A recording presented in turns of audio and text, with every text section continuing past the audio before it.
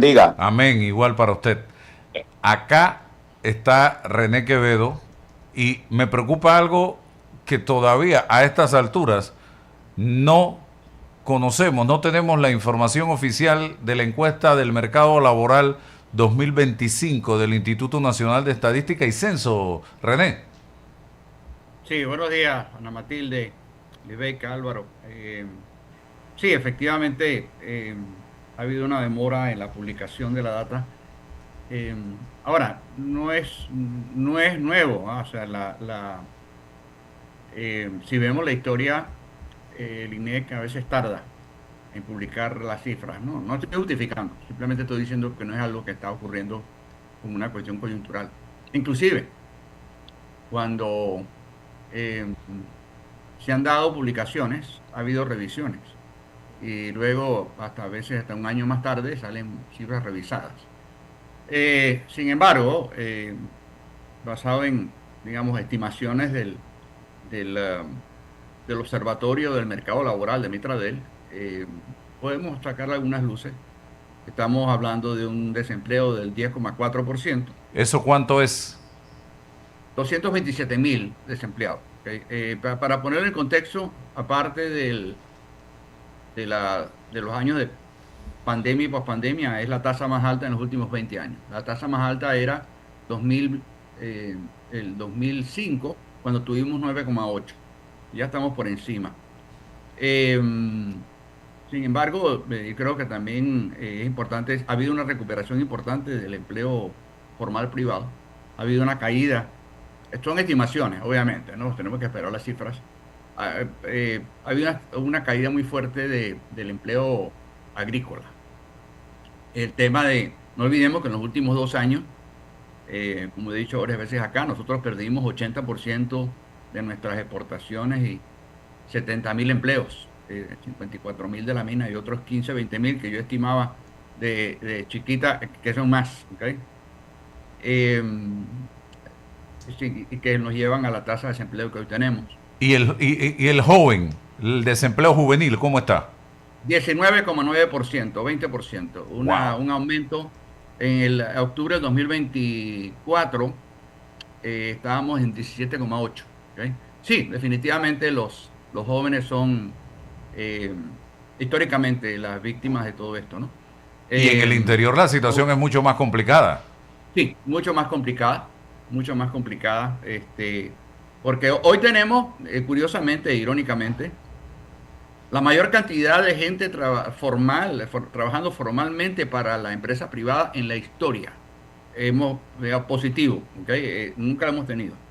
Pero también, por primera, tenemos hoy más gente interesada en trabajar que nunca en la historia. Lamentablemente, como dije antes, los sectores que emplean la mayoría de los jóvenes son los sectores con mayores niveles de informalidad, donde hay la menor cantidad de inversión privada, ¿no? Eh, Así que creo que es un tema que tenemos que definitivamente abordar. Yo llamo el desempleo juvenil la crisis dentro de la crisis. Estamos hablando de 19,9%, 20% para redondear. Eh, y sí, definitivamente dentro de todo, como aspecto positivo, llamémoslo así, entre comillas, creo que se rompió el hechizo de la dependencia tóxica de la deuda, que yo decía que desde el 2012 solamente el Estado ha generado empleo formal y los mayores aumentos salariales con plata prestada. Eso creo que se rompió ese hechizo en el primer semestre del año pasado. Lamentablemente con bueno, una contracción del consumo severa, eh, 128 millones mensuales menos de consumo en los 6 primeros meses, debido principalmente o en gran parte a una caída de 60 millones mensuales de masa salarial, de empleo perdidos en Panamá y Panamá Oeste. ¿Ok? Eh, a partir del segundo semestre, perdón, el primer semestre también termina con una fuga por primera vez en la historia de 361 millones de inversión extranjera directa en el primer semestre. A partir del segundo semestre comienza la recuperación, comienza a subir la confianza, medida en dos factores. Uno, aumentó la inversión privada, los financiamientos bancarios al sector productivo a noviembre fueron 8% por encima del año anterior y aumentó el consumo. El consumo promedio eh, en los en el segundo semestre mensualmente fue 100 millones más que en el primer semestre de acuerdo a estadísticas del INEC. Así que son dos indicadores que típicamente preceden al empleo. Ahora la pregunta es, mejora la confianza, pero ¿cuándo viene el chenche? Esta es la pregunta. Y otro tema que me preocupa, René, y que se está dando y no he visto intención de resolverlo, es la contratación trimestral de recursos humanos por parte de muchos comercios. Contratan personas 3 meses, los sacan, los vuelven a llamar, vuelven y los contratan, los sacan, y eso no le da estabilidad a nadie ni formaliza a nadie.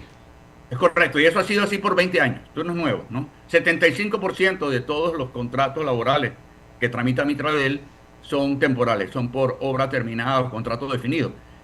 Irónicamente, y como decía, como aspecto positivo, quiero resaltarlo como aspecto positivo, de que está mejorando la confianza, mejoró la inversión privada, mejoró el consumo y también las contrataciones. El año pasado Mitradel tramitó 31.000 contratos laborales más que en el 2024. Sin embargo, obviamente 75% son temporales. La temporalidad y la informalidad han sido características estructurales de la economía panameña. Efectivamente, estos contratos por corto tiempo han sido históricamente muy comunes en el comercio. Y definitivamente en la medida que se vaya estabilizando la demanda, yo veo como positivo el hecho de que se está recuperando el empleo privado, pero tenemos que esperar a la consolidación de esas tendencias para asegurarnos de que no se trata de un fenómeno coyuntural.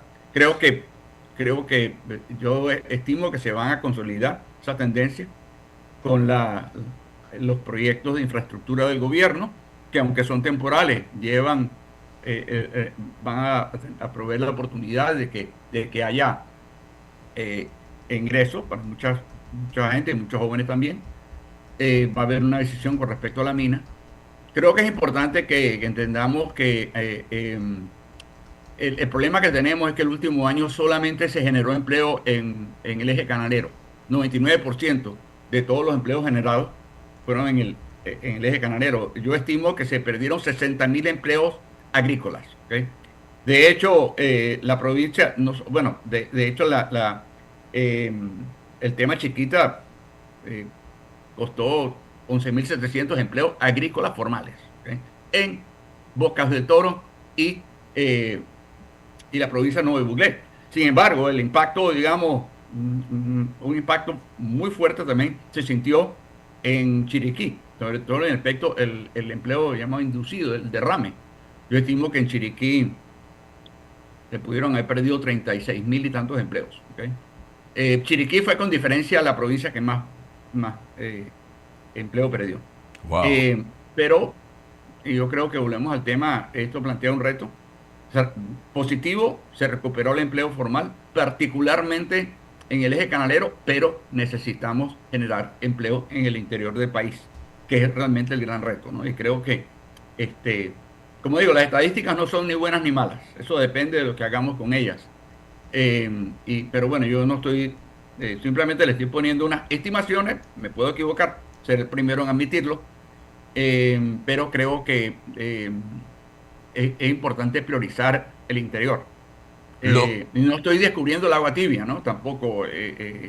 Yo creo que históricamente el desarrollo que hemos tenido en el país ha estado centrado en Panamá y Colón, básicamente, ¿no? Así que, y Panamá Oeste, claro. Lo ocurrido con Panamá Port ¿puede tener algún impacto en el tema del empleo en Panamá? Bueno, creo que positivo. ¿Eh? De hecho, yo creo que la situación que se da con el fallo de inconstitucionalidad es exactamente la misma situación que se dio con la mina, aunque el manejo es diferente. Se está garantizando continuidad laboral y continuidad operativa. Eso está mandando un mensaje bastante claro y positivo. Así que yo veo, de hecho, me cito cifras. Entre el 2014 y el 2024, el sector logístico nacional generó 20.124 empleos, todos informales. ¿Okay? De hecho, 1.784 trabajadores del sector logístico en ese lapso perdieron sus trabajos. Sin embargo, en el último año, particularmente a partir del segundo semestre, se generaron 7.600 formales, 7.600 empleos formales en el sector logístico. Eso se debe a una sola razón. Estamos transmitiendo confianza.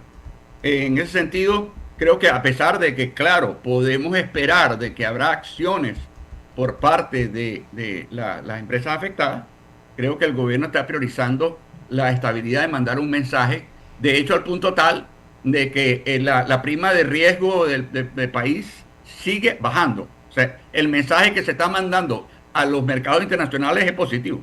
Entonces, con todo respeto a las opiniones que puedan diferir de la mía, pero creo que es importante, si no hay inversión privada no habrá generación de empleo formal tan sencillo como esto. Entonces creo que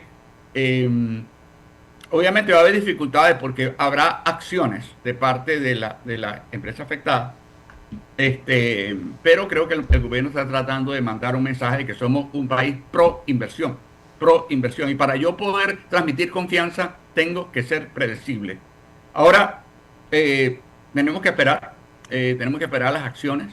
Desde el punto de vista laboral, insisto, eso quiere decir que lo importante es que laboralmente están garantizando la continuidad y eso es algo que debe ser fundamental para ver el tema de la estabilidad laboral, las prestaciones de los trabajadores y sobre todo que quien sea la empresa acepte en la negociación la continuidad de ellos, ¿no? Sí. Y yo insisto, ¿no? Yo creo que el problema es que miramos a veces mucho el tema empleo, ¿okay? Que está bien, ojo, definitivamente, pero no olvidemos el tema confianza. Insisto, de acuerdo digamos, a evaluaciones preliminares, estimaciones, el último año se generaron 7.600 empleos formales en el sector de logística. 7.600 empleos formales, eso es una estimación, ¿ok? Insisto, y en todos los 10 años anteriores se generaron 20.124 empleos informales. Hay un cambio ahí que solamente apunta a una sola razón. Hay más confianza. Entonces, pero... Una medida que el gobierno no muestre que no es improvisado lo que hace. Pues podemos estar de acuerdo o no, eso es otra cosa. Correcto. Gustarnos o no, eso también es otra cosa. Sí. Pero si se demuestra que hay un conocimiento, se está en control de la hoja de ruta establecida y no es una improvisación, no es una respuesta incendiaria o que vamos como bomberos apagando fuego, sino que se planeó, se pensó en las posibilidades. Yo creo que eso también genera una certidumbre, ¿no? Sí, y otra cosa, no olvidemos que nosotros tenemos un déficit en nuestros puertos, ¿no? De hecho, el ACP va a licitar 2 puertos, uno en el Atlántico, otro en el Pacífico. Y que además esto nos llama la atención, René, Álvaro, de que nosotros ya debemos ir pensando, Panamá tiene una vocación natural de cara al mar, tiene costa en ambos mares, nosotros necesitamos una ley general de puertos de mar, una ley de mar y una ley de desarrollo marítimo, o sea, una ley general macro, que todo el que mira a Panamá sepa, mira, ahí están las reglas claras para 50.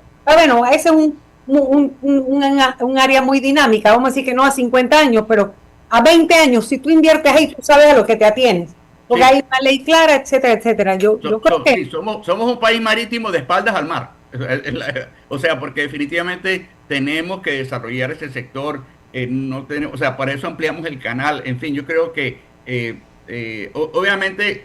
A veces quisiéramos que las cosas pasaran más rápidas, pero creo que se están tomando los pasos correctos. Y yo sí apoyo el manejo que le está dando el gobierno, particularmente en lo que respecta a continuidad laboral y claro, porque manda un mensaje muy claro, no solamente a los trabajadores, sino a los mercados internacionales. Bueno. Y evita cualquier situación de explosión. O sea, tú es clarísimo que lo primero que había que tener es la tranquilidad laboral, porque...